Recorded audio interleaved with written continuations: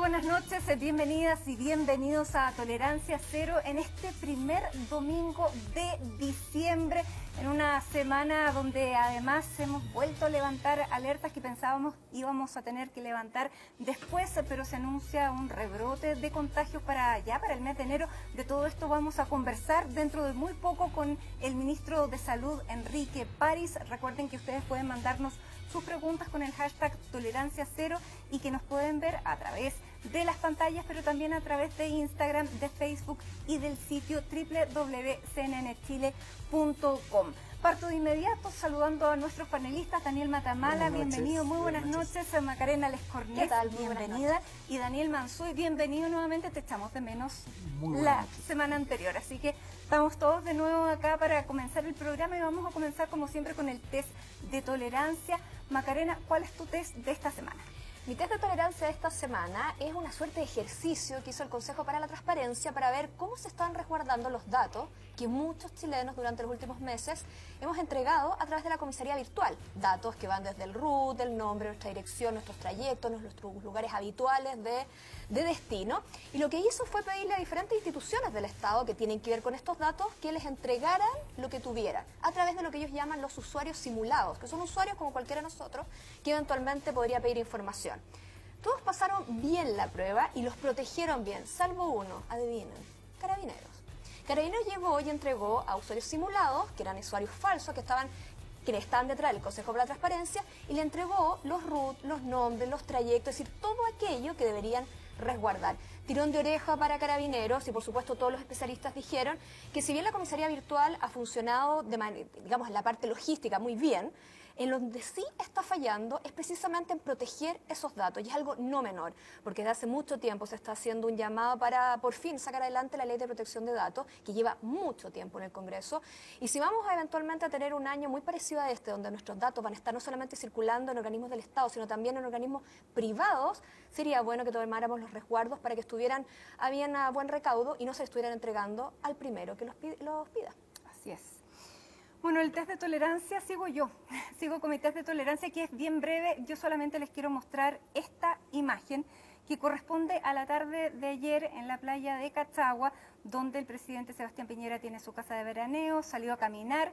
Se acercó a gente, se acercó a un grupo de salvavidas, un par de salvavidas, también se acercó a personas se le acercaron a él, se sacaron selfies. ¿Cuál fue el problema? Todo sin mascarilla. Usted lo está viendo ahí en esa foto, y precisamente en momentos en que el Ministerio de Salud, que su propio gobierno está iniciando una campaña, sobre todo para playas, para piscinas, donde hace la insistente llamada a usar mascarilla.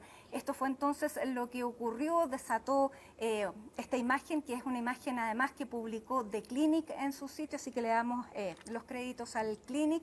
Y bueno, finalmente ocasionó una gran polémica, y para ser justos también, el día de hoy el presidente Piñera a través de las redes sociales publicó este mensaje donde reconoce que efectivamente cometió un error, no haberse puesto la mascarilla, dijo fue un error, y se disculpó. Claro, el problema es que es el presidente el que tiene que dar el ejemplo, y en una pandemia como esta, ni siquiera salir a la puerta de la casa debiera ser sin mascarilla.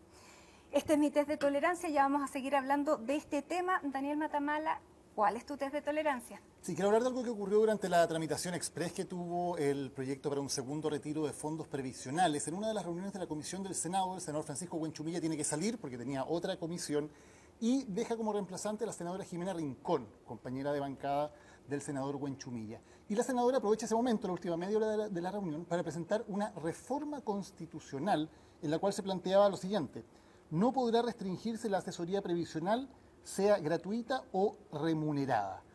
Algo que el propio senador Huenchumilla, luego al darse cuenta de lo que había ocurrido, dijo que lo que hizo Jimena no corresponde, intentó pasar una cuchufleta. Me parece que el tema es serio por varias razones. Primero, porque intentar regular un tema como este en la Constitución, evidentemente no tiene pies ni cabeza. La Constitución no es para un tipo de regulación o un tipo de libertad para las asesorías previsionales como se estaba planteando en este proyecto. En segundo lugar, porque aquí se benefician intereses privados. Hay una empresa con fines de lucro muy conocida, Felices y Forrados, que tiene además muchos seguidores, que es muy popular en redes sociales, que se beneficiaba directamente de este proyecto de reforma constitucional. Y tercero, porque hay conflictos de interés no claramente regulados ni explicitados, nexos poco claros, como plantea de hecho un reportaje de La Tercera. Por ejemplo, que Ricardo Rincón, hermano de la senadora, es abogado y lobista de esta misma empresa, Felices y Forrados, algo que no se explicitó al momento de presentar el proyecto. Y que hay otros proyectos que también se han presentado a través de la bancada demócrata cristiana que también afectan o benefician los intereses de esta misma empresa. Si se va a legislar, hay que hacerlo con claridad, hay que hacerlo respetando las normas de ley del lobby y evitando conflictos de interés. Y me parece que en este caso eso no ocurrió. Muy bien. Daniel Mansuy, tu test de tolerancia esta noche. Sí, mi test de tolerancia tiene que ver con la aprobación esta semana del segundo retiro de 10% de los fondos provisionales, con algunas restricciones, sobre todo en relación a los impuestos que el gobierno logró imponer. Pero me llamó la atención un tuit del ministro Cristian Monkeberg, que una vez que esto se aprobó, le agradeció a los parlamentarios de Chile Vamos por haber mejorado el proyecto y dijo que le agradecía por haber aprobado este proyecto que, en su palabra, beneficia a la ciudadanía, este proyecto beneficioso para la ciudadanía. Y esto me llamó la atención porque el gobierno llevaba meses diciendo que este era un muy mal proyecto, todos los técnicos han dicho que es una muy mala cosa, y por tanto, claro, el gobierno aquí tuvo que elaborar una política para evitar, digamos, que esto se hiciera vía reforma constitucional. Pero esto yo creo que es más parecido a una amputación que otra cosa, ¿no? Uno cuando tiene que amputar una pierna o un brazo, o en este caso probablemente pierna y brazo, no sé si es que sale celebrando de ese modo, ¿no? Y en términos más generales, esto me preocupa porque con este segundo retiro, con los dos retiros creo yo, la clase política actúa como con una piñata, ¿no? Tiene una piñata ahí donde hay dinero que es de los chilenos y que claro, parece que esto se ha transformado en una especie de bono Navidad, sin entender que estamos afectando gravemente al sistema de pensiones. Hay una reforma urgente al sistema de pensiones que hacer, que va a ser muy difícil de hacer si es que seguimos sacando fondos. Y sobre todo creo que el gobierno queda con muy poco peso si es que el día de mañana, espero que no ocurra, pero hay un rebrote muy fuerte, si se plantea un tercer retiro, yo no sé cómo el gobierno se va a oponer si ahora nos enteramos que piensa que es un proyecto que beneficia a la ciudadanía. Así que ese es mi test de tolerancia. Quedo perplejo con esta actitud del gobierno que celebra aquello que tanto criticó durante tantos meses. Si no puedes contra ellos, únete, dice el refrán. El gobierno lo hizo con mucho entusiasmo, parece esta vez. Quizás Pero demasiado, te queda ¿no? otra, pues, Daniel. O sea, después lo que significó, recordemos que hace 15 días, aquí mismo en esta mesa, nos enteramos de cuando el gobierno anunció que iba a presentar el requerimiento ante el Tribunal Constitucional. Nosotros mismos dijimos que era una jugada que tenía unos riesgos altísimos. O sea, en ese minuto el gobierno no tenía ni un sector alineado, las tenía todas las de perder, la calle se estaba manifestando y pocos auguraban que la jugada que estaba haciendo, que era anular la reforma constitucional, que era finalmente lo que él busca, lo que él no buscaba era el 10%, sino anular la reforma constitucional y tragarse el sapo de tener que armar un proyecto de ley con el cual no estaba convencido, pero armarlo él y que se lo aprobaran. Todo eso le resultó. O sea, tenemos el viernes el presidente promulgando una ley y anulando el resto. O sea, lo que tienes que hacer, si te comiste un sapo de esa envergadura, es decir, ok, ahora celebramos y capitalizar políticamente lo poco que logró. Y más que con esta pasada, no solamente logró echar para abajo digamos, eventualmente lo que tiene que ver con reforma constitucional. Hay que ver qué va a pasar en el Tribunal Constitucional, porque todavía hay una parte que no sabemos. Pero si eventualmente le sale bien la jugada, está frenando otros proyectos igual. Y además, que en esto, el mismo Monkeberg, no se me acuerdo, será ese domingo o el siguiente, lo que él festejaba ni siquiera era que habían logrado alinear a la oposición, sino que habían logrado alinear por primera vez a su propio sector, porque el gobierno está bajo mínimo. Sí, yo creo discrepo que salir festejando, yo creo que es lo Yo mismo. discrepo en que la estrategia correcta sea salir festejando, precisamente por lo que decía Daniel. O sea, aquí durante meses el gobierno, el ministro de Hacienda, se jugó toda su credibilidad, todo su peso político para decir que esto era un desastre, que esto tenía efectos muy malos para la economía, que esto era... Incluso el gobierno llegó a decir que si se aprobaba un segundo retiro no podía seguirse discutiendo la reforma de pensiones, que era una cosa o la otra. Entonces, la gente no le cree al gobierno. Cuando el gobierno dice una cosa como esta, celebra como si fuera un triunfo, la gente no nació ayer. La gente durante todos estos meses ha seguido el debate, ha sabido que ha habido una oposición frontal del gobierno y por lo tanto se entiende que el gobierno intentó evitar un mal mayor dentro de lo que él considera. Pero me parece que pierde toda credibilidad ante la opinión pública cuando aparece celebrando. Pero la perdió algo desde el como esto. minuto que presenta el proyecto. No, porque Desde por último eso puede ese tener... minuto eso- ya le pierde la credibilidad y que le haya resultado la jugada. A ver, ¿qué en los últimos 6 meses? ¿Qué jugada política le salió al gobierno? Pero Maca, es que precisamente lo que el gobierno No, podía ninguna. explicar y lo que sí podía tener sensatez era decir esto es menos malo que lo otro, pero los dos son malos. Esto es menos malo y por lo tanto vamos a jugarnos desde el realismo por lo menos malo. Pero eso es una cosa, eso es entendible. Otra cosa es decir, festejar esto o decir esto es bueno para el país. El gobierno ha dicho que esto es malo y por lo tanto creo que es una cosa de convicciones también. Daniel Mansueto. Sí, no, yo creo que el gobierno tiene un problema de narrativa aquí muy serio, ¿no? Porque si dijo tan fuertemente algo durante tanto tiempo, y hizo una operación política, que estoy de acuerdo contigo, Maca, le salió exitosa, pero una operación política para evitar la muerte, básicamente. ¿En qué sentido digo la muerte? Porque quizás se puede pensar que estoy exagerando. Si el presidente pierde el tercio en el Congreso, la verdad es que sus palancas de acción quedan muy limitadas. Eso lo logró salvar, pero se salvó, digamos, de lo peor. Yo no veo motivo para celebrar más allá de eso. Sí, pero estamos hablando del discurso que tiene que salir diciendo después de que por primera vez logra unificar a sus... O sea, insisto, Perfecto. Lo que estaba festejando Entonces, Monkever era haber unido a los suyos, ni perfecto. siquiera al resto. En eso tiene toda la razón. Si el ministro quiere decir, logramos la unidad en Chile, vamos, perfecto. Claro, de ahí a el decir problema que es un es la proyecto frase. que beneficia a la ciudadanía, yo creo que hay un pasito Sí, pero más es grande que Nils, yo creo que le va... cuando te has comido un sapo de ese calibre, lo que significa para el gobierno, o sea, no olvidemos que hace un año atrás, antes del estallido, antes de todo, lo que se estaba celebrando era que por primera vez la derecha hablara de reparto. O sea, ni siquiera estamos hablando puntos más, sino que introdujera en su discurso el tema reparto. Y ahora estamos en esta. Es decir, el nivel de lo que han tenido que, aceptar como derrota, desde el tema constitucional, todo lo que ocurrió este año ha sido una derrota para el sector, incompleta. Y ahora lo único que lograban era, por fin, aliar a los propios, eventualmente frenar reformas constitucionales que después de esta pueden frenar más aún. Por lo tanto, tienes que armar un relato en que por lo menos decías, bueno, por algún lado hay que ganar. Y bajo este escenario, ¿ustedes qué creen? ¿Que un tercer retiro es impensable porque tendría que ser bajo efectivamente una reforma constitucional que esta vez ya no se logró? ¿O es un proyecto, como dijo el gobierno, tan bueno que pedir un tercero sería lo mínimo? ¿Cómo lo ven? Es que la puerta queda absolutamente abierta ahora por dos lados, digamos, porque un tercer retiro podría venir por la línea de la reforma constitucional, si es que no la vota el TC, o por la línea también de un proyecto que sea apoyado por el gobierno. Si al final aquí lo que ha pasado ya 2 veces seguidas es un fracaso total de las políticas públicas en Chile. Chile no ha sido capaz de tener una política pública para enfrentar la crisis social y económica provocada por el coronavirus y en vez de política pública, por lo tanto, ha tomado esta medida totalmente de emergencia, que es decirle a la gente, ¿saben qué?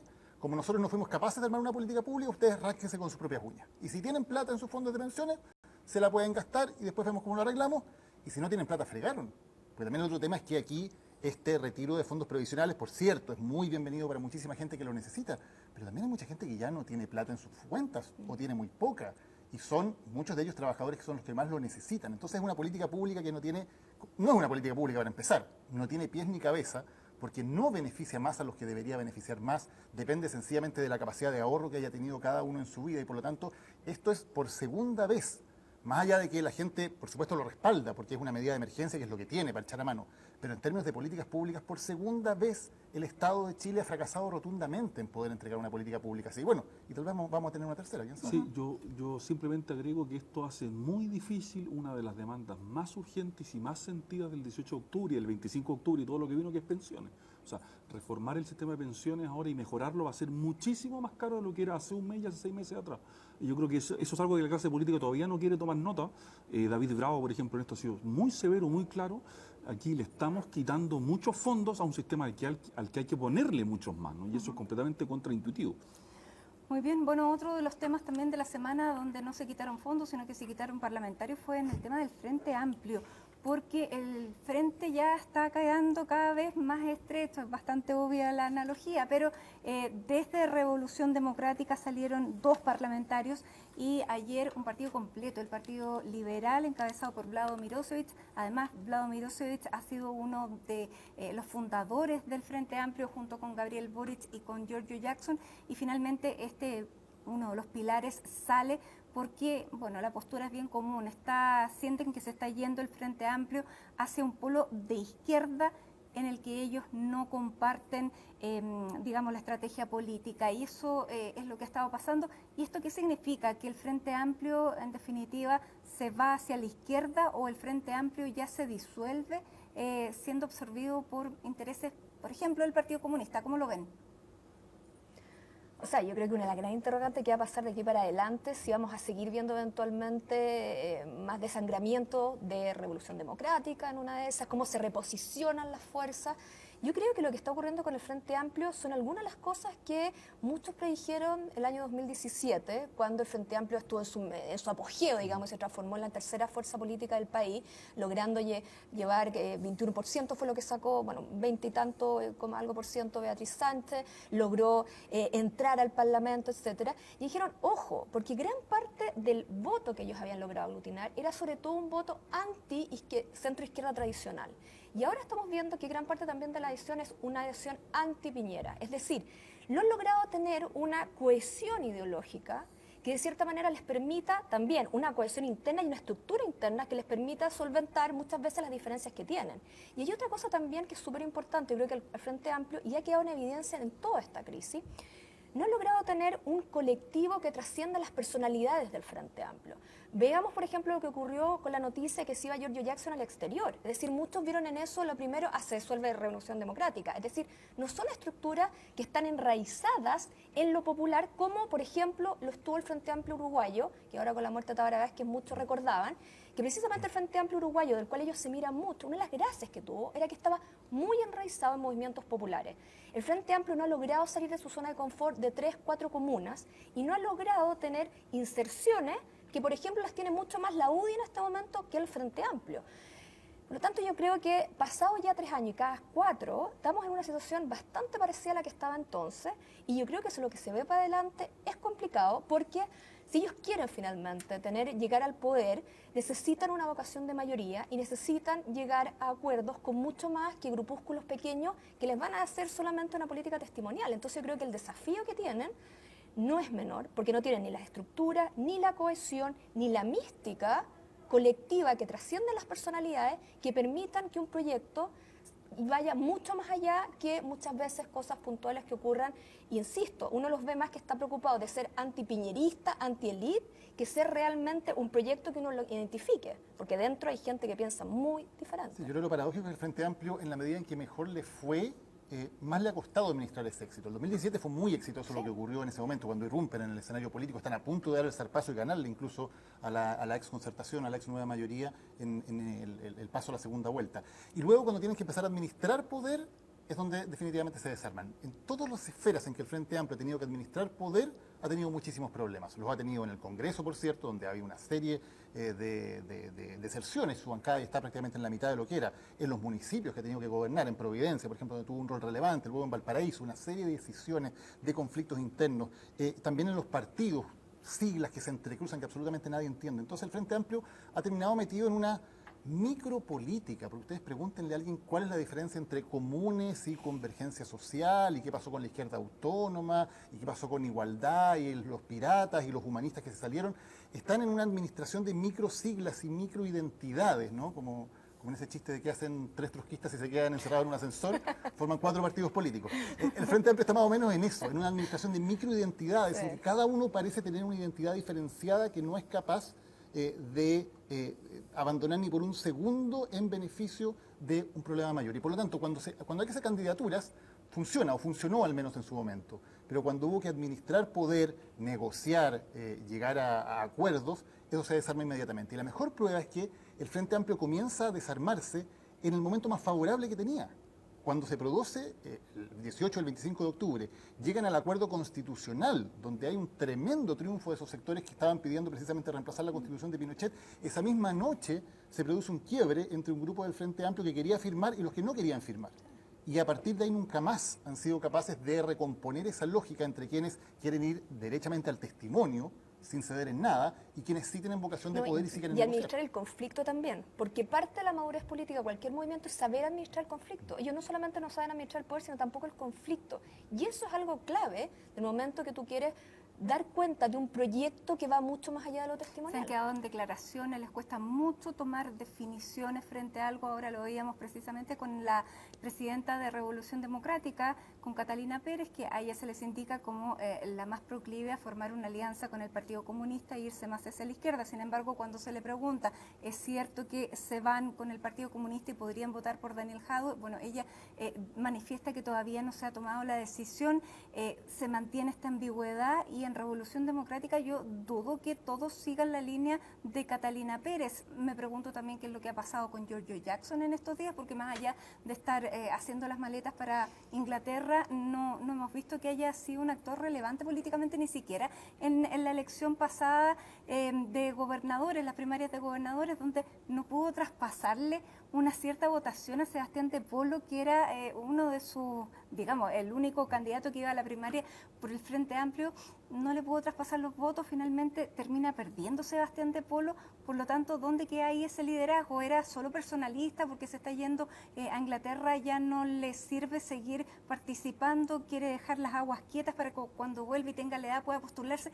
No entiendo la posición de Jackson. Es muy raro lo de George Jackson porque efectivamente esta semana su partido se desangró, se fueron 2 diputados más o menos importantes. Yo entiendo que no ha hablado, al menos ha dicho poco o nada, ¿no? Ahora, es interesante cuando mira el Frente Amplio, por decirlo así, el polo relevante en el que se ha transformado articulador de la política chilena, en el sentido que están todos mirando lo que hace el Frente Amplio y la exconcertación básicamente se sitúa un poco en torno a él. Y la falta de responsabilidad histórica y política que tienen sus propios dirigentes en asumir ese papel, porque le llegó, hicieron un buen trabajo antes eventualmente, la candidatura de Beatriz Sánchez fue exitosa en términos relativos, porque como decía la Maca, nadie esperaba que fuera a llegar a eso, pero efectivamente yo creo que ahí conviven demasiados proyectos y se vivió mucho tiempo bajo la ilusión de que esos proyectos, bajo esta idea postmoderna, la interseccionalidad, digamos, podían converger así como espontáneamente. Y no, yo creo que son muchos proyectos muy distintos, unos más radicales que otros, y no creo que sea necesariamente malo que se sincere eso, decir, bueno, ¿quiénes están con vocación de poder? ¿Quiénes están con vocación de identidad? Sabiendo que acá hay un factor, digamos, que yo creo que enreda esta discusión, que es el Partido Comunista, porque... si es que el Frente Amplio va a terminar subsumido bajo la candidatura de Daniel Jaude, uno se dice, bueno, todo este trabajo y este esfuerzo para terminar en eso sería una gran paradoja, ¿no? Más Pamela Giles, que es otro imán que está por fuera del Frente Amplio, que también complica. Yo quería plantear otro tema relacionado con esto. Aquí hay 2 diputados que están renunciando de RD, ¿no? Lo interesante es que son 2 diputados que salieron elegidos no por sus propios votos, sino porque fueron arrastrados por los votos de su partido. Natalia Castillo salió 20ª en su distrito, en la posición número 20, sacó 1% de los votos, 4.000 votos. En el distrito de Giorgio Jackson, ¿no? Claro, salió arrastrado junto a Pinter también por Giorgio Jackson. Alberto Mayol, por ejemplo, sacó 6 veces más votos que Natalia Castillo. Como iba en otro subpacto, perdió Mayol y salió elegida Castillo. Pablo Vidal salió 1/10, 2,5% de los votos, también arrastrado por su lista. Y me pregunto, si tenemos un sistema electoral, en el cual la lógica es, vamos a elegir por listas, y por lo tanto si una lista saca tantos votos, arrastra gente porque se entiende que se votó por ese partido o por esa lista. ¿Es lógico que esos candidatos, luego que se convierten en diputados, puedan llevarse ese puesto de alguna manera para la casa? Si vamos a votar por listas, ¿pueden ellos ser libres luego para transitar por el panorama político? O si no, si es así, sería mejor votar por personas derechamente y olvidarse del voto por lista. Me parece que hay una contradicción ahí, porque si alguien sale, no gracias a sus votos personales, sino que gracias a que es arrastrado, me parece contradictorio que el sistema le permita luego llevarse los votos y más o menos hacer lo que quiere. La diputada Castillo se defendió hoy día precisamente ante ese argumento diciendo que no había sido ella la que había cambiado, sino que había sido la que cambió fue RD. De cierta manera decía, yo no fui la que me moví en la foto, o sea, yo me quedé donde siempre, los que se movieron fueron ellos. Casi como diciendo, soy yo la que me salgo, sino que ellos se salen de mí. O sea, era una cosa un poco como curiosa, como figura, pero bueno. Es al revés de no eres tú, soy yo, ¿no? Es exactamente lo contrario. Claro, pero la política da para todo el tema de interpretación. Ahora, lo más preocupante es que con el mismo sistema se van a elegir a los constituyentes y probablemente en el Frente Amplio no tengan tan claro que esa es la elección que tenían que jugar, porque claramente en esta pasada Beatriz Sánchez ya parece que la decisión no la tomó, no se va a convertir en candidata, por lo tanto... Ahora entendemos más por qué estaba tan reticente Beatriz Sánchez también a asumir la candidatura. Claro, en este escenario, ¿quién? No era tan simple como parecía. Claro. No, bueno, y en este sentido, cuando hay tantas listas, porque ya ahora ni siquiera con esto hay 2 listas, podemos ver 3 o 4 porque incluso. Hay otro también, porque hablamos ya del Partido Comunista, que obviamente está en este momento en la galería viendo todo esto y viendo lo que puede hacer. Y además que también, ojo, porque ellos ahora muy cercanos, por un minuto, que hubo harto ninguneo al Partido Comunista en el sentido que era la izquierda tradicional, esta izquierda antigua, o sea, ellos se plantearon, porque también era una propuesta generacional, de nosotros, o sea, no queremos saber nada de este tipo de izquierda, por lo tanto también el Partido Comunista en esta pasada, sobre todo los viejos tercios del Partido Comunista, deben de estar mirando porque ellos lo veían como un experimento de jóvenes de izquierda BC1 de Ñuñoa, y lo miraban diciendo, espérense, espérense, que nosotros tenemos algo de experiencia en aquello. Y al final parece que algo de razón tenían.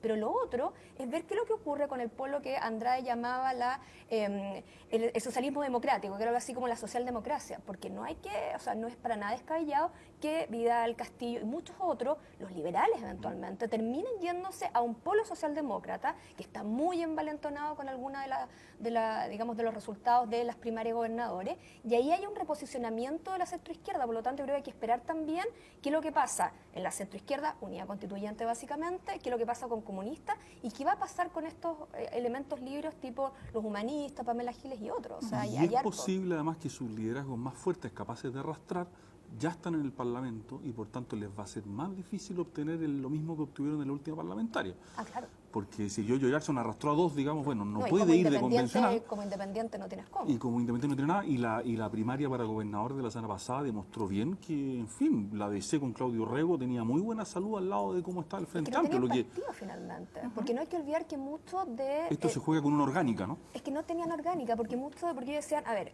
Revolución Democrática tenía algo así como 35.000 militantes, pero muchos de ellos militaron para el apoyo a Beatriz Sánchez. No tienen cultura de partido. Fue solo para hacer esa primaria con Alberto Mayor. Claro, entonces también ellos tienen que sincerar cuál es su real apoyo que tienen a nivel político partidario, que es clave cuando tú tienes que hacer trabajos territoriales y sacar a gente. Ahora, a eso no lo tiene ningún partido hoy día. Claro, para ganar unas primarias donde van a votar un par de miles de personas, sí, te sirve mucho tener esa máquina, pero para elecciones generales hoy día no hay ningún partido en Chile que tenga la más mínima raíz real en Chile, digamos. O sea, la distancia que hay entre toda esta lógica de los partidos políticos y lo que realmente está pasando con las personas a nivel de terreno, a nivel de comunidades, es radical, es absoluta. Por eso cuando yo digo, este es como el juego de las microsiglas, de la micropolítica, claro, en el Frente Amplio es especialmente extremo, ¿no?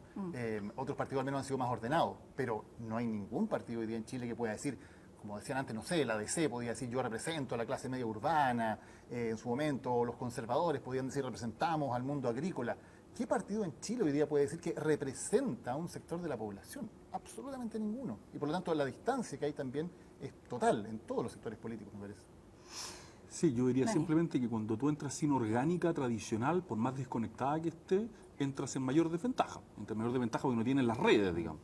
Y en eso el Frente Amplio debería trabajar el doble para poder superar algo así, sabiendo que además quiere, su gran aspiración es justamente renovar la política y volver a conectar la política, porque tienen ese diagnóstico que está tan desconectado. Tan lejos de eso. Ahora, la incógnita también es qué va a pasar con Revolución Democrática, porque se vienen elecciones internas y ahí se podría reestructurar un poco el partido y ver si el partido finalmente termina dentro del Frente Amplio o termina sincerando y saliendo. Pero para eso falta todavía el derrotado Sebastián de Polo, podría convertirse también en una alternativa para asumir la presidencia de Revolución Democrática. Ya fue presidente, podría ir por ahí la cosa. Nos vamos, hacemos una breve pausa porque de qué está hablando la gente, de este rebrote que se nos viene de COVID-19. Hacemos la pausa y cuando regresemos va a estar aquí sentado el ministro de Salud, Enrique París, así que preparen sus preguntas con el hashtag Tolerancia Cero. Ya regresamos.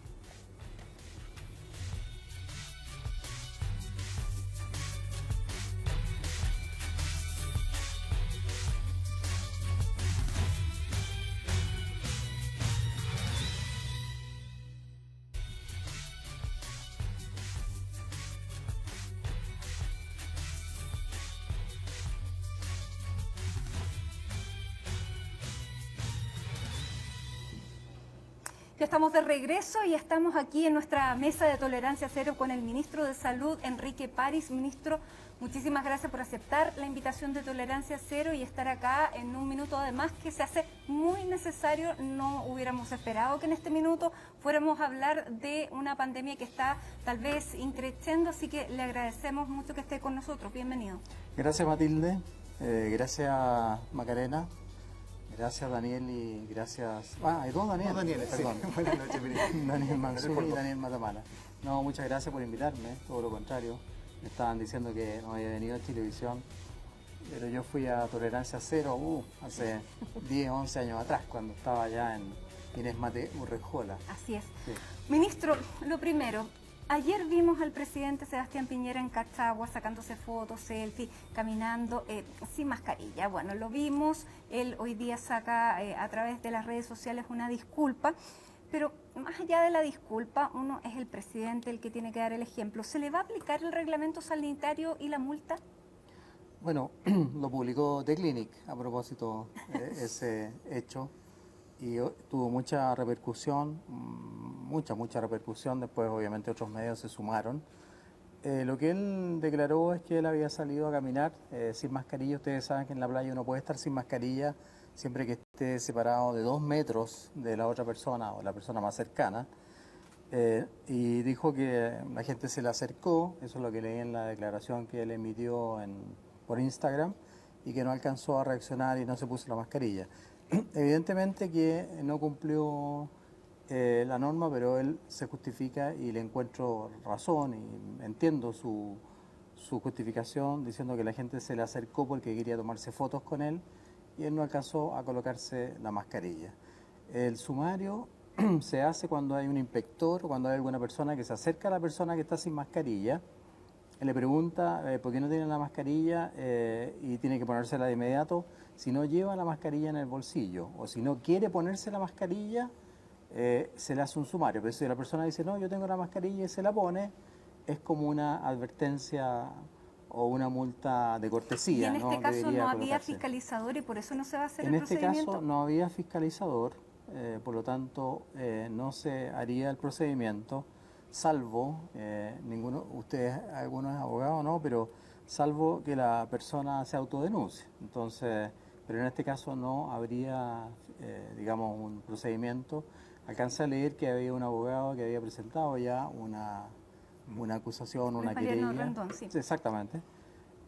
Habrá que ver esa situación, pero yo considero que si el presidente pidió disculpas, explicó la situación, dijo que se le habían acercado algunas personas para tomarse una foto con él y él no se puso la mascarilla o no alcanzó a ponerse la mascarilla y se tomó la foto, evidentemente, creo que eso es bastante positivo reconocer la disculpa que pide el presidente. ¿Sería una buena señal que él se autodenunciara para dar precisamente una señal de que la ley se cumple para todos? Lo vamos a estudiar mañana en la mañana porque tenemos reunión de situación que se llama los lunes y los jueves, tenemos esas reuniones donde él va a estar presente, entre paréntesis. Si tú me pides la opinión, yo preferiría preguntarle también al presidente. Yo creo que es probable que sea una buena medida, pero no me atrevería a hablar por voz del presidente en este caso. ¿Pero usted se lo recomendaría como autoridad sanitaria a cargo de la pandemia?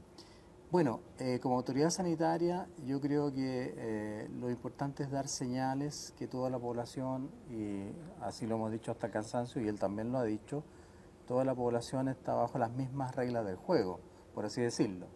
Y obviamente que desde ese punto de vista, para dar una señal de que debemos cuidar a la población, sobre todo pensando que viene un rebrote, que yo creo que viene, para mí claro que sería una buena señal, pero yo creo que él reconoció su falta, pidió disculpas, yo creo que no hay que sacarle provecho político a esa situación, es una situación sanitaria, le corresponde además al Seremi de Salud de la Quinta Región, con el cual hablé antes de entrar al programa, la decisión de hacerle un sumario o que el presidente se autodenuncie en la Quinta Región para hacer un sumario. Pero yo creo que estos hechos sí llaman la atención y es un hecho noticioso también que golpea mucho, pero el presidente ya pidió disculpas. Yo creo que lo hizo de buena manera, reaccionó de buena manera, creo que, y lo hizo rápido. Vamos a ver entonces qué dice mañana. Exacto. Ministro, usted acaba de hablar de las señales, ¿no? Y uno tiene el sentimiento, bueno, que son muy importantes para lo que pase en Chile en lo que viene, y uno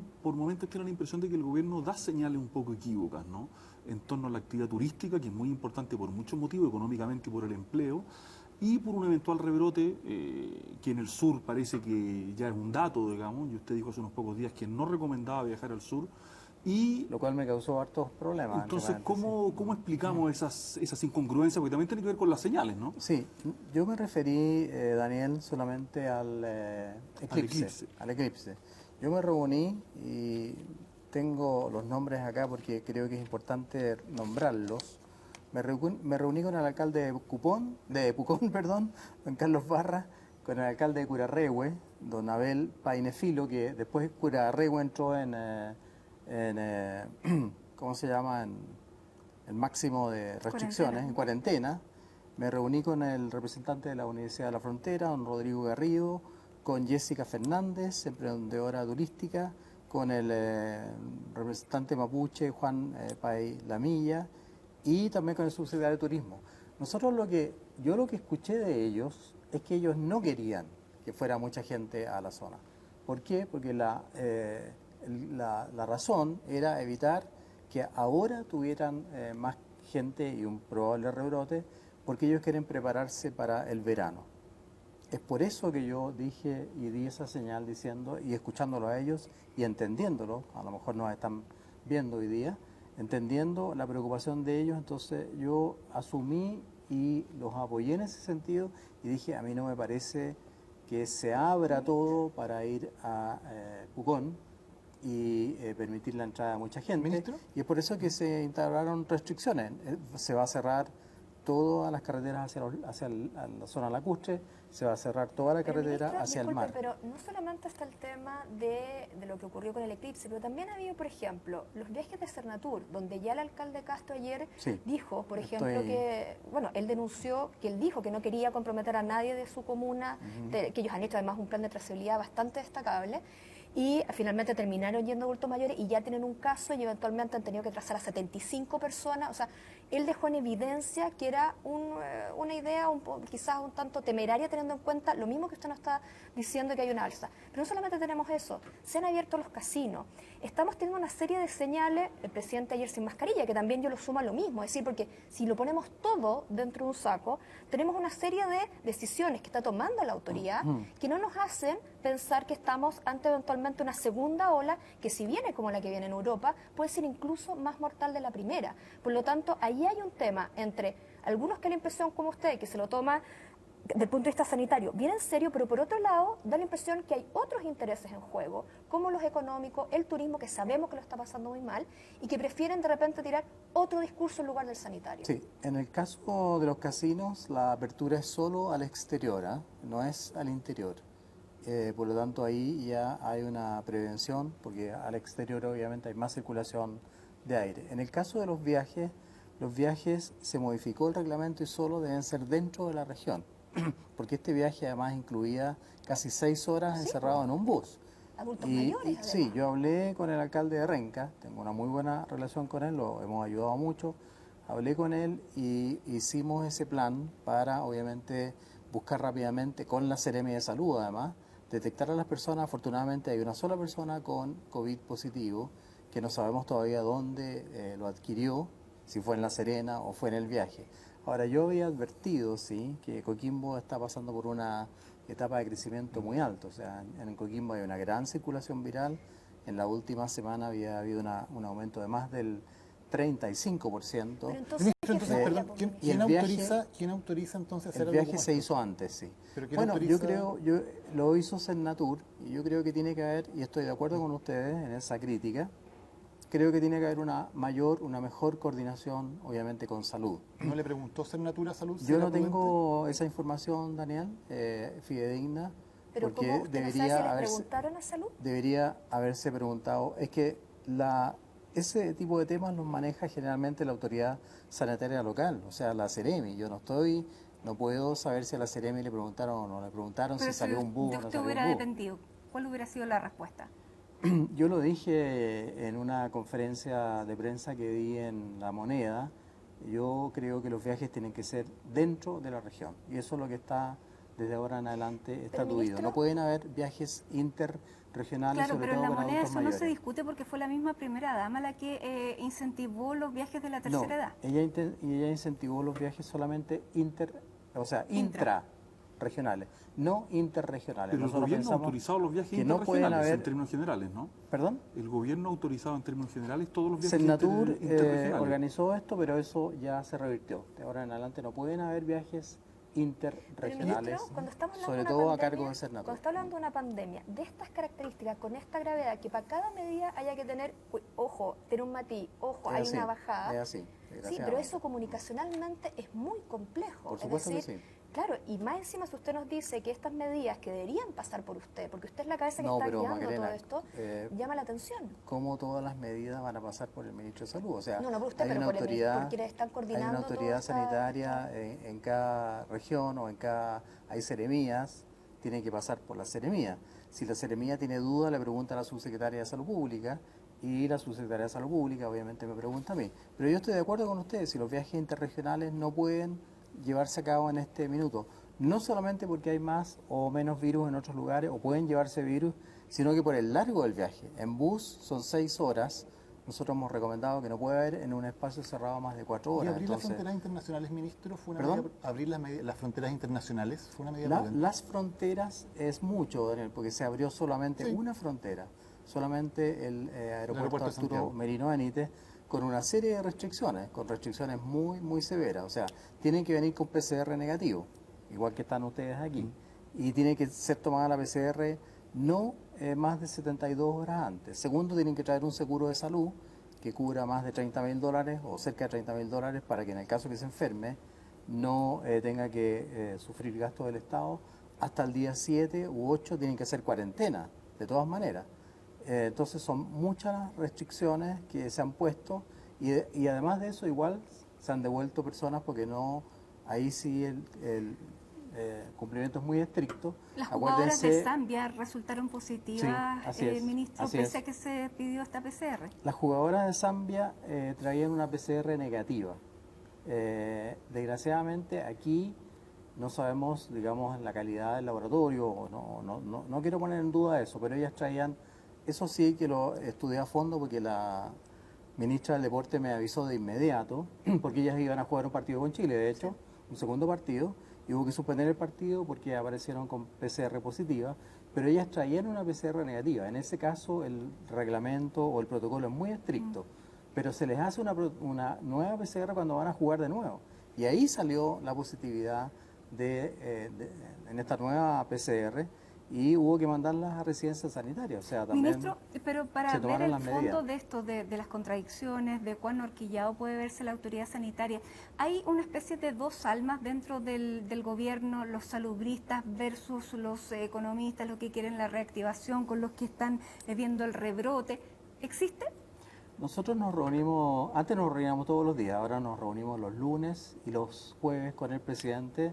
Está además el ministro del Interior, a veces va el ministro de Defensa, el secretario general de Gobierno, mis dos subsecretarios, la subsecretaria de Prevención del Delito y ¿El segundo varios... piso también? ¿Quién? ¿El segundo piso? No. Gente de estadística, sí. De estadística. ¿Y del Ministerio de Economía? De Economía a veces va Lucas Palacios también, evidentemente. Yo no creo que hayan dos almas, pero evidentemente que nosotros tenemos que hacer ver muchas veces los conceptos o las ideas que ustedes me están transmitiendo. ¿Y a quién se lo tiene que hacer ver? ¿A quién se lo tiene que hacer Bueno, ver? la discusión ahí entre todos, obviamente. Economía pone su punto de vista, nosotros ponemos nuestro punto de vista y obviamente que en algún momento dentro de ese diálogo hay un acuerdo que se toma entre todos. Muchas veces el presidente le pregunta a todos, uno por uno, y finalmente tomamos la decisión. Ministro, hemos visto en la última semana claramente un empeoramiento de la situación, sobre todo en la región metropolitana, algunas comunas que empiezan a retroceder. ¿Va a pasar más de eso en los siguientes días? ¿Las cifras vienen peores que en los días que Yo vienen? pienso que sí, Daniel. Hoy día, el informe de hoy día, que lo tengo acá, demuestra que hay más casos en la región metropolitana. Este informe, como hoy día no dimos la conferencia de prensa, no aparece en detalle, aparece en general, a pesar de que se entrega un detalle, toda la gente no lo lee, un detalle como de 12 páginas, pero por ejemplo ayer tuvimos 401 casos en la región metropolitana y hoy día tenemos 446 casos en la región metropolitana y en los últimos 12 días la variación de la región metropolitana es de más un 12%.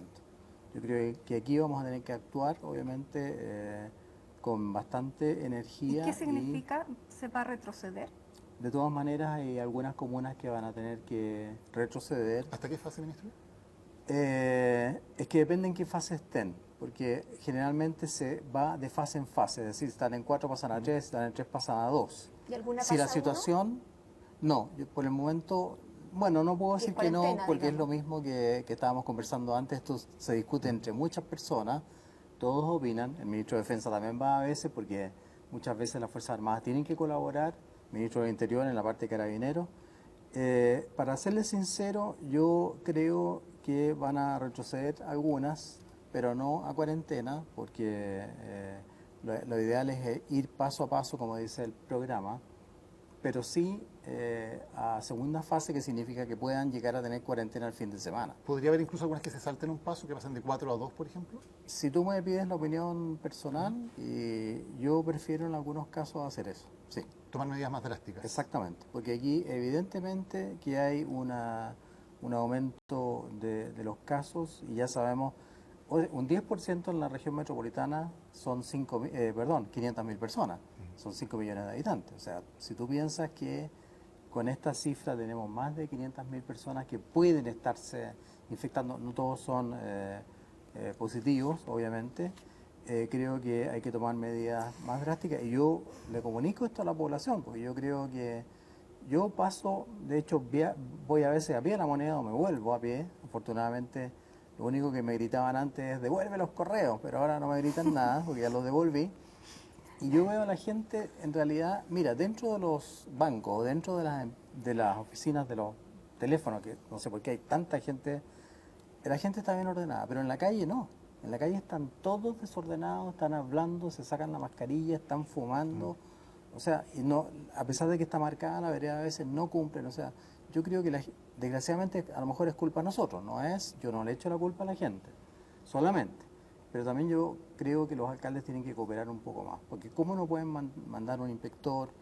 Carabineros no tenemos para que estén en cada cola, pero la cantidad de gente que se aglomera, no sé si ustedes han ido al centro últimamente, es gigantesca. Ministro, ¿y usted se imagina, por ejemplo, un verano en cuarentena? ¿Es una posibilidad real en buena parte de Chile? Bueno, es que ahí hay otro tema, Daniel, que es la llegada de la vacuna. Si nosotros podemos contar con vacuna, acuérdate que en ese caso, obviamente que va a bajar rápidamente la posibilidad de transmisión del virus, y es la otra arista que estamos manejando. ¿Pero es factible que tengamos vacuna en enero o febrero? Digo, En el primer a niveles de que trimestre, nos permitan una inmunidad de grupo. en el primer trimestre del año 2021, nosotros hemos negociado o hemos acordado tener vacuna, pero lo que dices tú es muy importante. Para tener una inmunidad de grupo, tenemos que tener vacunado al 80% de la población. Eso depende de dos factores: de la potencia, por así decirlo, del virus. Este virus tiene una RO de 2 o 3 incluso. Entonces, para tener cobertura de 80%, tienes que tener en ese caso una vacuna de mucha efectividad, sobre el 90%, y vacunar al 80% de la población por lo menos para detener el avance del ¿Y virus. cuáles son las vacunas que van a llegar, ministro? Son varias, tenemos convenio con varias empresas, 4 empresas diferentes, por suerte, y además tenemos convenio con COVAX, que es una agrupación latinoamericana, además avalada por la OPS, por la OMS, con participación también de algunas fuentes privadas. Esa va a llegar más tardíamente, pero nosotros tenemos previstas, podemos tener acceso a mucho más de 20 millones de dosis de vacuna. Pero, ministro, para ordenarlo, ¿las primeras vacunas deberían poder comenzar a utilizarse ya cerca del 15 de enero? En el primer trimestre del año 2021. A ver, el primer trimestre es bastante amplio. ¿Estamos Bueno, pensando en enero?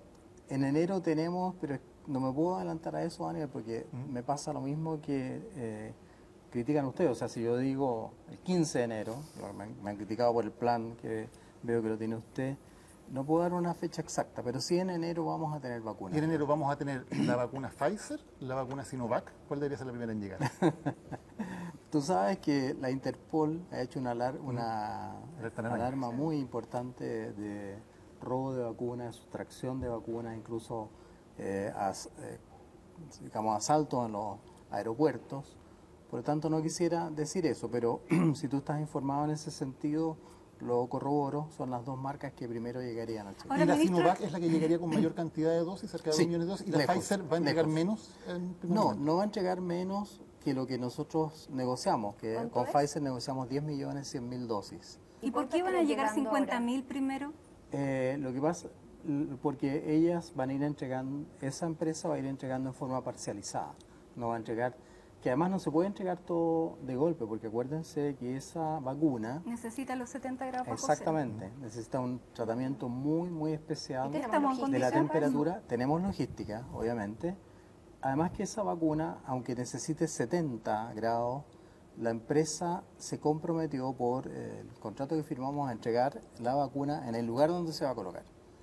Y cuando tú tienes la vacuna y la sacas, la puedes guardar a entre 2 y 8 grados durante 4 a 6 días sin que sufra O sea, problemas. en un refrigerador normal. Exactamente. No normal, pero en un refrigerador tipo vacuna. Ya, uno que tiene un consultorio Entre 4 y normal 6 días. No se puede guardar más tiempo. Ahora, si quieres guardarla más tiempo, tienes que cambiar el hielo seco y renovar el... Ministro, y sumando todo esto, ¿cuánta gente estima usted que podría estar vacunada en Chile en el primer trimestre, que es la fecha que usted ha dado? En el primer trimestre nosotros pensamos vacunar a la población que hemos llamado crítica, que son 955.177 personas, lo tenemos calculado con exactitud, y ahí están obviamente el personal de salud, los centros de larga estadía, del Sename, los ELEAM, porque ahí desgraciadamente en los centros de larga estadía el virus se disemina muy fácilmente.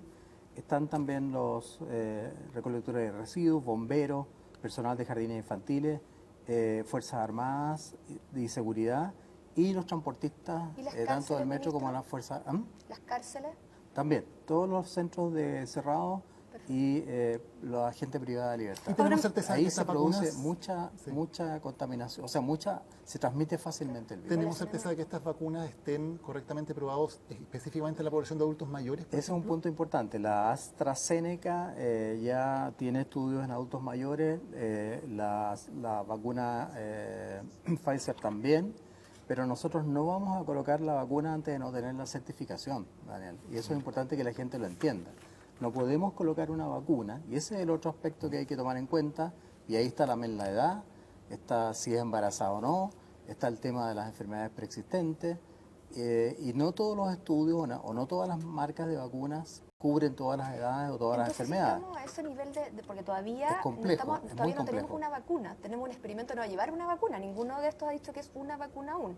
Si es así, ¿por qué tanta certeza de cuánta gente se va a poder vacunar o poner No, la todo en la idea certeza de vacuna y no es- eventualmente tenemos que seguir con varias otras medidas de no precaución es, porque puede que se vaya es- para atrás alguna de estas en fase 3? Cada vez que nosotros vacunamos, por ejemplo en la época de la vacuna contra la influenza, yo leí la población que se debe vacunar o que se debe elegir o que es prioritaria. Idealmente nosotros queremos vacunar esta población el primer trimestre. Lo que pasa es que para la vacuna Sinovac, ya voy a tener que dar la frase ya que hay esa duda, nosotros tenemos presupuestado 5 millones de dosis en el primer trimestre. O sea, tendríamos la cantidad suficiente para vacunar a estos 900.000 y otras personas. Sería 2 millones y medio de más. personas, 5 millones de dosis en el caso 5 de Sinovac, millones de... 2 millones y medio de personas. Exactamente. ¿Que se podrían vacunar solamente con esa vacuna? en el 2,5 primer trimestre? millones de personas. Ministro, exactamente. a la hora de firmar el gobierno los contratos con las farmacéuticas que proveen de estas vacunas, ¿hubo blindaje legal por parte Por de supuesto. las farmacéuticas que no quieren hacerse Ah, de parte de las responsables farmacéuticas, perdón. efectivamente No. de daños o efectos colaterales y que se están eximiendo de esos efectos colaterales? El blindaje que nosotros percibimos en las empresas es bastante importante, por eso incluso tuvimos que contratar una empresa de abogados en Nueva York, donde, por ejemplo, Pfizer tiene su central, digamos, por así decirlo, legal, y obviamente que tuvimos que negociar eso. No puedo dar detalles de eso, pero y además tiene que ser aprobado por la Contraloría. Nosotros vamos a esperar que la Contraloría también acepte esto, no lo vamos a hacer sin el visto bueno de la Contraloría. Ya aceptó la de AstraZeneca, entre paréntesis, Contraloría, pero sí, ellos tienen ciertas restricciones con respecto a... Y si pasa algo con una vacuna, ¿es el Estado de Bueno, Chile que asume la responsabilidad en en, ese cuanto a caso, indemnización, por ejemplo? Sí, en ese caso yo le he pedido al CABEI, que es el Comité Asesor en Vacunas e Inmunizaciones, que me haga un informe muy detallado de cómo tenemos que actuar y cuál es, que lo tengo acá también, y cuál es la conducta que deberíamos llevar a cabo en esas circunstancias. Tienes toda la razón. Me he preparado para eso. No solamente para las vacunas que tienen ARN mensajero, que es un tema súper interesante, entre paréntesis, sino que también para las vacunas antiguas tipo virus atenuado, como es la de Sinovac. Sinovac es la misma vacuna que, entre comillas, técnicamente, que la que se usa para la influenza, obviamente que no es el mismo virus. No hay efectos adversos severos, no han habido nunca accidentes graves. Pero, ministro, para entenderlo correctamente y no equivocarnos, por lo tanto, lo que piden las empresas en estos contratos es que ellas no sean responsables, que no se les pueda demandar si hay efectos adversos por alguna de estas vacunas. Es que eso es relativo, Daniel, porque para que la empresa o para que la entidad certificadora, en este caso la FDA, que va a responder esta semana, entre paréntesis, acepte la vacuna, no puede tener efectos adversos severos, no puede tener efectos adversos. Entonces, tú te pones también en esa situación y tú no vas a colocar una vacuna que no sea aceptada por la FDA o que no sea aceptada por la EMA o que no sea aceptada por el ISP. Nosotros tenemos un convenio con la FDA nos va a entregar la información, apenas ellos le entreguen la información a Pfizer, que va a venir, que es la próxima semana. Pfizer el viernes presentó sus antecedentes a nuestra agencia certificadora, que es el ISP, y nosotros vamos a revisar también esos antecedentes. Pero lo que piden las empresas en el contrato es no ser responsables ante la justicia chilena si es que ocurriera algún efecto. Pero no demasiado pueden, pero por otro lado ellos no pueden tener efectos adversos severos. En ese caso no se podría colocar la vacuna. No se puede aceptar la vacuna. De hecho, no se acepta en ninguna parte del mundo una vacuna que tenga efectos adversos severos. Ahora, claro, la vacuna lo primero que es segura, pero dolor, que sea efectiva, eso tampoco lo sabemos. No, eso sí, porque las publicaciones científicas que hasta el momento hemos conocido avalan la postura o lo que publicó Pfizer, que la vacuna es altamente efectiva, más de 94% de efectividad. ¿Pero por cuánto tiempo, ministro? Bueno, Matilde, que esa duda no la puede contestar nadie, porque es una vacuna absolutamente nueva. Por eso estas vacunas se siguen durante 2 años. No es que la vacuna se coloque y la población queda al azar. La población tiene que seguir siendo controlada durante 2 años, lo que se hace cuando uno parte con una vacuna y cumple, por así decirlo, los tracks habituales. Este es un track sumamente acelerado por las circunstancias de la pandemia, pero el track acelerado no impide que se cumplan todas las condiciones con respecto a publicaciones, a efectividad, a efectos adversos y la aprobación de la agencia acreditadora. Nosotros en el ISP es agencia acreditadora tipo 4, por lo tanto es una agencia acreditadora tipo 4, FDA, o incluso Anvisa, la brasileña, acepta la vacuna, a nosotros nos sirve como antecedente para aceptarla. Ministro, todo lo que usted nos cuenta, que ojalá todo resulte lo mejor posible, por supuesto, pero ¿nos da la impresión de que la vacuna pueda producir efectos masivos en Chile antes de, uno diría, abril, mayo, eventualmente, o quizás un poco más adelante? Entonces, una primera pregunta tiene que ver con el verano. ¿Usted se imagina un verano en cuarentena, sabiendo que las cuarentenas finalmente terminaron siendo poco efectivas? Yo sé que usted es escéptico de las cuarentenas como último recurso, ¿no? Pero siempre fui escéptico. ¿Usted se imagina a Chile encerrado en verano? Porque aquí la autoridad sanitaria también juega un doble, o sea, corre un riesgo, ¿no? Que es decretar una cuarentena no respetada, eso desgasta a la autoridad también. ¿Cómo ¿Tú no te lo imaginas además, Daniel?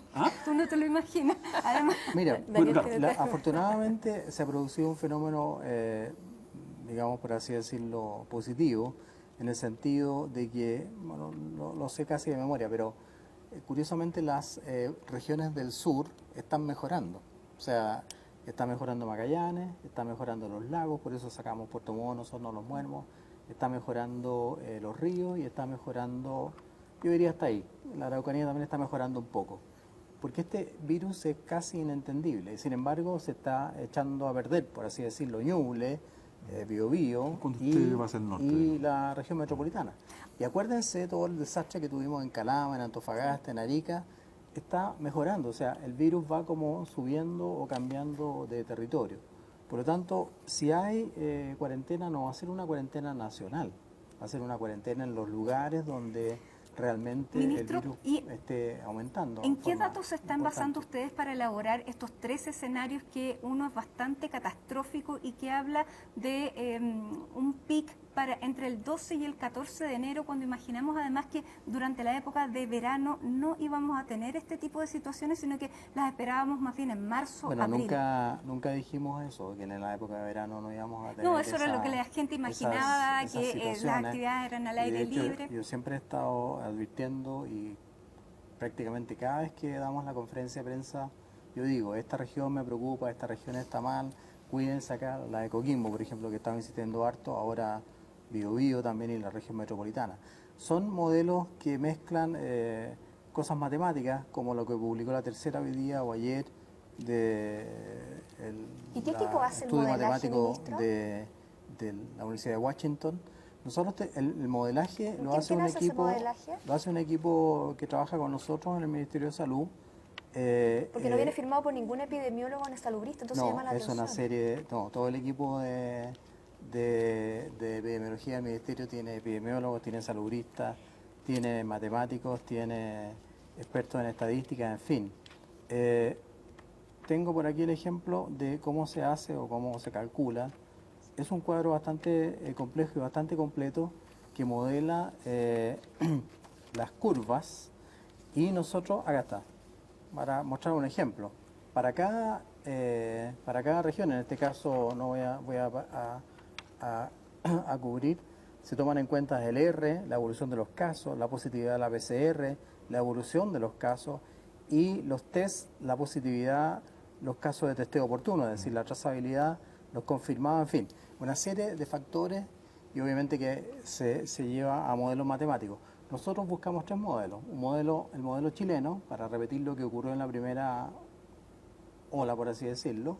Un modelo basado en lo que ocurrió en Francia, que fue bastante severo, pero el modelo más severo es el modelo de Estados Unidos y también copiamos ese modelo. ¿Ministro? Son imitaciones de las curvas que hubo en otros países y en base a esas imitaciones hicimos las curvas propias. Pero Lo de la 9.000 fecha, casos en enero, no sé No, si hay personal no, es que sanitario eso- que va de vacaciones en algún momento. es que lo de las fechas, Matilde, es algo, y aquí lo tengo, es algo que no se puede afirmar 100%. Es un modelo, es una modelación, es una simulación que lo que nos permite es estar preparados en el caso que ocurra lo peor. La primera curva son 3.000 pacientes, la segunda, como usted dijo, la que es la de Francia, son 6.000 y tanto, y la tercera son 9.000. Ministro, sí, usted Pero decía, la verdad es que es más bien para estar preparados. usted Si decía, no lo hubiéramos hecho, también nos habrían criticado. usted decía recién, a mí en la calle me gritaban, devuelve los correos, ya no me lo grita, pues ya los entregaron. ¿Cuántos correos finalmente ustedes consideraron que eran de seguridad nacional y no los entregaron a la Mira, Fiscalía? a nosotros nos dijeron que eran 49.000 correos, pero en realidad recibimos más de 1.200.000 correos, porque el backup que hacía Entel era que repetía, iba guardando los correos, los iba guardando de nuevo. Así que fue un trabajo gigantesco.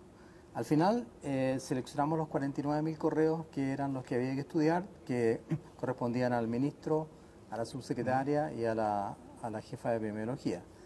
Y de esos 49.000 correos, nosotros solo sustrajimos 15. 15. Imagínate.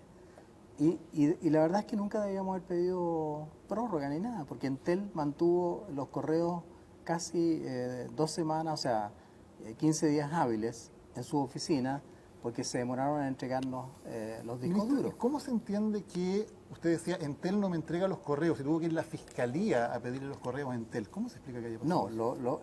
lo que pasa es que el MinSal tiene convenio con Entel. Todos los correos no se guardan en MinSal. Una vez que Claro. pasa el tiempo, los guarda Entel. Y la Fiscalía, la Corte Suprema ordenó la entrega de los correos a nosotros. Nosotros dijimos, no lo tenemos nosotros, lo tiene Entel.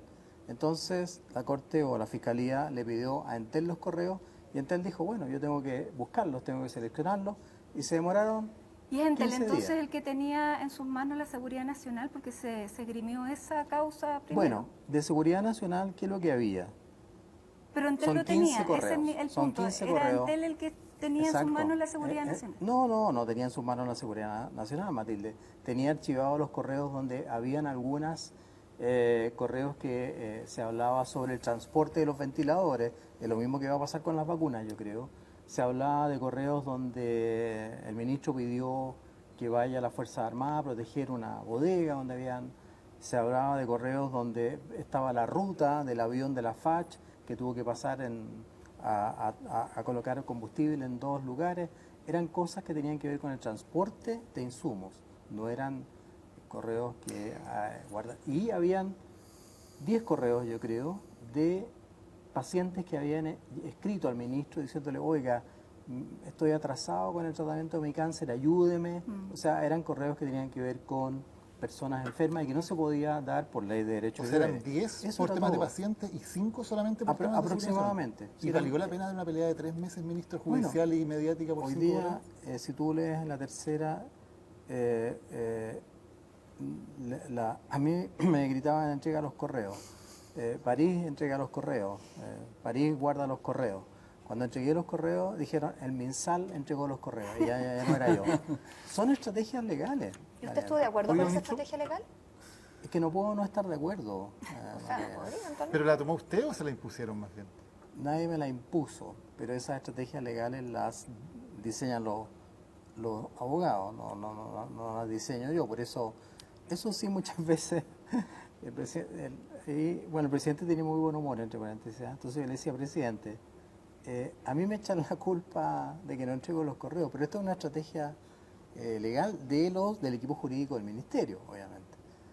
Porque pensaban que había que tener tiempo, porque nosotros también pensábamos que había mucho más correos, digamos, que había que guardar, y no era así. O sea, al final eran 15 correos. Trabajaron el equipo enorme, trabajó el viernes, el sábado y el domingo, a pesar de que el fiscal nos había dado 3 días hábiles. Yo le dije que no, estuvimos de acuerdo, y el lunes se entregaron los correos, y punto. Ministro. Y ya pasó el... Y pasemos porque tenemos muy poco tiempo y nos queda un Sí, tema muy importante. muy brevemente, pero en esta segunda ola que ha habido en Europa, hay cuarentenas que son muy severas, pero los colegios se han mantenido abiertos. Sí. ¿Cómo lo ve usted para marzo, sabiendo que el efecto de la vacuna yo creo que va a ser posterior? ¿Estaría dispuesto el gobierno a dar esa pelea para que los niños puedan ir a aprender a clases aun cuando las restricciones sean muy severas? Bueno, el gobierno, en este caso Raúl Figueroa, con el cual tengo una excelente relación, hemos trabajado mucho en conjunto, hay que recordar que el Ministerio ha dicho que la vuelta es voluntaria. Nadie está obligado a ir al colegio o a mandar a sus niños al colegio o enviar a los profesores al colegio. Ha sido absolutamente voluntaria. En segundo lugar, se hicieron protocolos, más protocolos para la vuelta al colegio, tanto para los profesores como para los estudiantes, incluso para los auxiliares. Las salas están protocolizadas, el tipo de ventilación, el espacio, o sea, está todo, y hasta el momento no hemos tenido ningún niño, ningún brote, afortunadamente, vinculado en un colegio. Sin embargo, tú tocas el tema de Europa. Es bien interesante que cuando empezó la pandemia, el 20% de los pacientes infectados caían al hospital. De ese 20%, el 5% caía a la unidad de tratamiento intensivo. Y ahora cae solamente el 2,5%. Y no sé si vieron ayer las estadísticas mundiales, la edad ha bajado de 54 años promedio a 39 años promedio.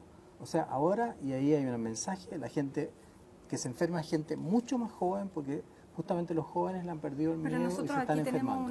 no tenemos una curva, tenemos una planicie de muertos, por ejemplo. No hemos logrado bajar el número de muertos. Estamos nosotros en este momento Una meseta me corriges. en fallecidos, es mejor decir, Matilde. Nosotros estamos en una planicie, como dice usted, o en un estado de endemia, donde no solamente los fallecidos se mantienen más o menos en la misma cantidad, sino que también el número de casos. ¿No? Estamos entre 1.000 y 1.700 ahora. Nunca llegamos a la Nunca. etapa europea donde no había contagio, no había personas durante 2 o fallecidas. 3 días bajamos a 900 y tantos casos, 800 y tantos casos, o sea, era bastante bajo. Pero no hemos llegado a la bajada europea. Sin embargo, lo que sí hemos logrado es que la reacción de polimerasa en cadena, la positividad, ha llegado a 2%. O sea, eso es bajísimo. Y España, por ejemplo, cuando llegó al 2%, abrió prácticamente todo. No sé si ustedes ven Worldometer, donde están las cifras comparativas. Y nosotros en este momento estamos bastante mejor. Me dolió mucho lo que escribió un señor que salió en el polígrafo justamente, y creo que su respuesta fue muy mala. Dijo que él no había corroborado las cifras, pero en Chile en este momento está 22 en los casos totales de fallecidos. No, perdón, de enfermos. 22 en el mundo. ¿Y 15 En han algún momento fallecido? tuvimos cuartos, acuérdense, tuvimos cuartos, eso no hay que negarlo. Ministro, Cuando te se llegó nos el cargo. acaba el tiempo. ¿Se nos acaba el tiempo? Sí, se nos acaba el tiempo y tenemos la última sección del programa de Tolerancia Cero, que es el minuto de confianza. Se me pasó Cada volando el uno- tiempo. A nosotros también nosotros nos hubiera también. gustado Es que tener son mucho muchos más tiempo. temas. Ministro, cada uno va a dar su minuto de confianza y el último va a ser el suyo, así que Ok. si ¿Podré lo tomar quiere agua? preparar, Muchas gracias. por supuesto. Adelante. Y partimos con el minuto de confianza de Macarena Lescornes. Maca. Mi minuto de confianza es una recomendación a revisar el último informe anual de Derechos Humanos de la Facultad de Derecho, del Centro de Derechos Humanos de la Facultad de Derecho de la UDP. Un excelente trabajo que se hace año a año, pero este año quizás tenía aún más valor, ya que han revisado, como siempre hace, una serie de temas, pero en especial hay un capítulo que recomiendo muchísimo que tiene que ver cómo el Estado y sobre todo el sistema judicial chileno reaccionó a lo que ocurrió post-estallido y sobre todo a las violaciones de derechos humanos. Si nuestros juzgados, la Fiscalía, las Defensorías estuvieron a la altura, y lo que más llama la atención, que muchas de las cosas que se hicieron fue gracias precisamente al empeño de personas más que de instituciones. Así que recomiendo muchísimo ese informe porque es un esfuerzo, por de cierta manera, echar luz a lo que está ocurriendo en nuestro país en el tema de derechos humanos. Daniel Mansuy, tu minuto de confianza. Sí, mi minuto de confianza tiene que ver con este polémico video que sacó la Defensoría de la Niñez, donde llamaba a los niños a saltarse los torniquetes y hacer la revolución, un video muy desafortunado que de hecho la misma institución retiró con explicaciones un poco alambicadas, porque creo que se había entendido mal. Yo creo que siempre es más fácil simplemente decir que uno se equivocó, digamos, por eso que se retiró, pero me interesaba sobre todo decir lo siguiente: la Defensoría de la Niñez es una institución muy importante, porque los niños son muy importantes. Y por eso yo creo que habría que poner mucha atención y mucho ojo en consolidar esa institución y en que no sea capturada por agendas que son muy legítimos, pero que responden a ciertos sectores, para que sea una institución representativa de todos los chilenos y no esté simplemente abogando siempre por un tipo de causas, ¿no? Me parece que estas instituciones autónomas del Estado deberían tener una sobriedad mayor en sus actuaciones, así que me parece muy bien que se haya retirado el video y me parece que para adelante sería seguir una política menos activista, si es que se me permite la expresión, que me parece que a veces la Defensora de la Niñez se deja llevar por sus propias ideas. Muy bien. Quedaron segundos. Voy yo con mi minuto de confianza, donde quiero destacar un tema que nos va a ocupar después de que termine la pandemia, que va a ser el calentamiento global y el medio ambiente. Y hay dos hitos positivos, uno nacional y tiene que ver con, finalmente, a través del Ministerio del Medio Ambiente se publicó en su página de internet, comuna por comuna, todos los datos ambientales de cada zona, sus debilidades, sus fortalezas en materia medioambiental. Por lo tanto, la población entera tiene a disposición 100% esta información. Y el segundo hito que es positivo tiene que ver a nivel mundial con la ambición climática, la ambición más bien de reducción de emisiones.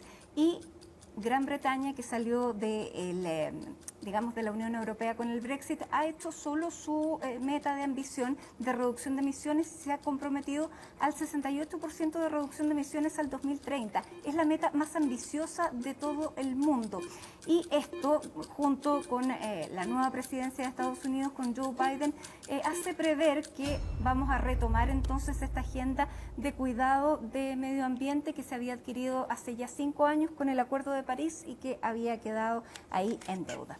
Daniel Matamala, tu minuto de confianza. Sí, gracias, Mati. Quería volver a una derivada de la discusión que se dio por el segundo retiro de los fondos de pensiones, en que creo que se ha abierto un forado muy peligroso en la lógica del impuesto a la renta, en la lógica de que los que tenemos mejores sueldos, los que mejor ganamos en el país, tenemos que colaborar también para los fondos del Estado. La izquierda, especialmente desesperada por subirse a cualquier causa que pareciera popular, terminó pidiendo exenciones tributarias para sueldos hasta 4,5 millones de pesos con el argumento de que eran asalariados y por lo tanto no deberían pagar impuestos. Es muy importante discutir otros impuestos, por cierto, impuestos al capital, la evasión del impuesto al capital que es muy alta en Chile, el royalty minero, etcétera. Pero el impuesto a la renta es absoluta y totalmente necesario. No hay ningún país del mundo que haya construido un estado de bienestar, un estado con prestaciones sociales y derechos sociales efectivos sin un robusto impuesto a la renta.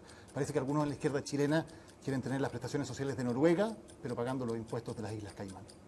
Gracias, Daniel. Ministro, su minuto de confianza. Bueno, en primer lugar, podríamos haber hablado francés porque me di cuenta que ambos, o no sé quién más, habla francés. Pero en primer lugar quisiera hacer un resumen de lo que ustedes dijeron. Derechos humanos para el Ministerio de Salud es muy importante. Yo acabo de formar el Departamento de Derechos Humanos, Género y Pueblos Originarios en el Ministerio de Salud hace más de un mes. En segundo lugar, el tema de la infancia para nosotros es fundamental. Dentro del Ministerio, de hecho, hay un departamento de infancia y trabajamos mucho con el Chile Crece Contigo. Con respecto al calentamiento global, yo pienso, Matilde, que justamente esta epidemia, esta pandemia, viene del daño que le ha hecho el ser humano al medio ambiente, y eso lo han publicado varios pensadores y también expertos Y bueno, lo que dice Daniel, yo lo comparto también en el tema de la salud. Parece que muchos de la izquierda han abrazado la economía liberal de mercado, porque la verdad es que no entiendo a veces sus postulados con respecto incluso al tema de la salud. Yo lo que quisiera decir es que ojalá la gente se cuide, ojalá que tengamos el uso de la mascarilla. Ya fue la primera pregunta, el presidente pidió disculpas y yo le creo y lo apoyo. En segundo lugar, lavado de manos, distanciamiento físico y sobre todo no pensar que la vacuna es la solución, lo ha dicho la Organización Mundial de la Salud, porque no vamos a poder vacunar a todos de golpe, va a ser algo muy progresivo, lento, va a demorar 6 meses. Así que ojalá que sigamos trabajando en conjunto. Agradezco la atención primaria, agradezco los hospitales, agradezco a todos los funcionarios de salud y también a los del ministerio, pero tenemos que trabajar en conjunto. Agradezco a los alcaldes, porque si no, no vamos a salir airosos de esta situación. Muy bien, ministro, muchísimas gracias por haber estado con nosotros en Tolerancia Cero. Se nos hizo muy rápido, corto todo lo que nos dijo. Vamos a estar atentos entonces al informe mañana del balance COVID, donde tenemos estos anuncios de restricciones nuevamente para varias de las comunas de la región metropolitana. Así llegamos al final de Tolerancia Cero. Gracias por acompañarnos y sigan en nuestra sintonía y que tengan muy buenas noches. Buenas noches. Buenas noches.